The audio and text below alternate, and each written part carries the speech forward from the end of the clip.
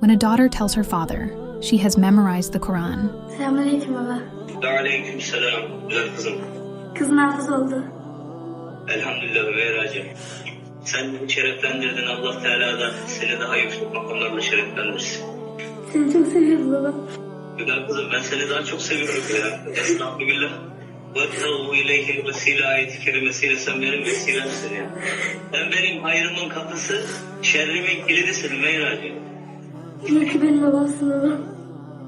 Ya canım kızım, sen benim iyi ki kızımsın.